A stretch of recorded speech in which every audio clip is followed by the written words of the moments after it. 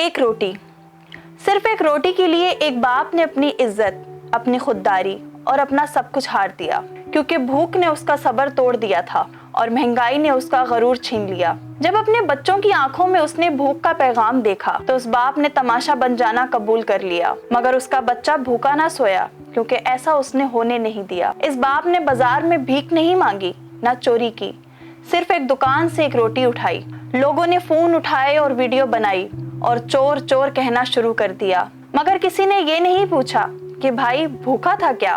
یہ روٹی اس باپ کی عزت کا کفن بن گئی. اس باپ کی آنکھوں میں آنسو تھے، شرم تھی اور بے بسی تھی، اور وہ سوال جو ہر غریب باپ اپنے آپ سے کرتا ہے کہ کیا میں ایک اچھا باپ ہوں؟ آج کی دنیا میں روٹی صرف کھانے کا ذریعہ نہیں رہی، یہ غریب کا امتحان بن چکی ہے. ایک روٹی مل جائے تو عزت چلی جاتی ہے، اور عزت بچا لی جائے تو بچہ بھوکا سوتا ہے. کیا یہ وہی ملک ہے جہاں باپ کی مثال دی جاتی تھی، جہاں کہا جاتا تھا کہ باپ چھاؤں جیسا ہے؟ آج وہی باپ دھوپ میں جل رہا ہے اور ایک روٹی کی خاطر اپنی عزت گوا چکا ہے. وہ باپ نہ جانے کتنا بے بس تھا جس نے اس طرح روٹی اٹھائی اور اس کے بعد اپنی عزت گوا دی.